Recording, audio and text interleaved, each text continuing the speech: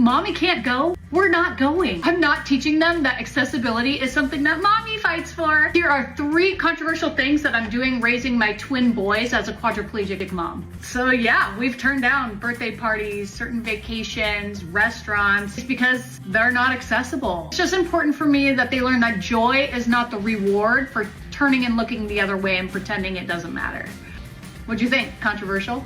You don't help me because I'm disabled. You help me because you live here. Everyone contributes to the household, and sometimes that means helping mommy with the accessibility stuff, like taking my coat off or plugging in my wheelchair. The boys bring in groceries from the car, they bust their own plate, they help me put the dishes in the dishwasher. I am not raising men who expect applause for participation. They open the door and hold it for me without being asked, because that's how the system runs around here. I'm not throwing a parade for that. No is a full sentence in this household. They're learning to hear it, respect it, and then regulate your emotions when you're really sad about it. You can't handle no, then you're not ready to hear yes. Starting the practice of learning this before dates, before middle school, before the internet ever gets a hold of them. No means no. On the other hand, they get a lot of yeses from us. You want to paint your nails? Sure, no problem. Want to cry in public? Yeah, dude, let it out. At the end of the day, we're trying to raise men who can change a tire, a diaper, and their own minds when presented with more information. I recently shared some controversial things that we're doing raising twin boys as a quadriplegic mom, and one of those rules was that we don't go somewhere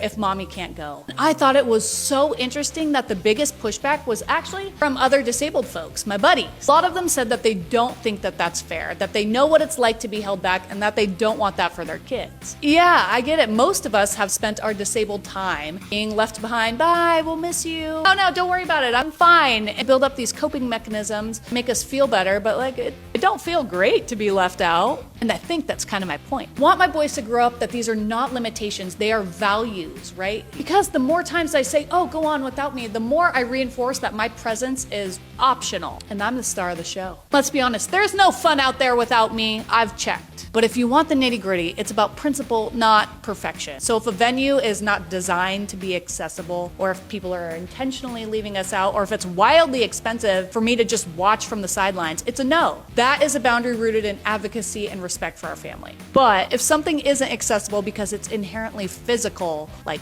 scuba diving, that's another story. That is about respecting differences, not exclusion. There's a lot of ways to make things accessible, so we do a lot of things, but we still say no to a lot of things. Yeah, there's nuance to it. If there's 2 soccer teams and one has a more accessible venue, that's the one we're gonna choose because accessibility matters in our family. And honestly, I find it beautiful that disabled people are fighting the hardest for my kids. It shows just how much we all want the same thing, for the next generation to have more freedoms than we did.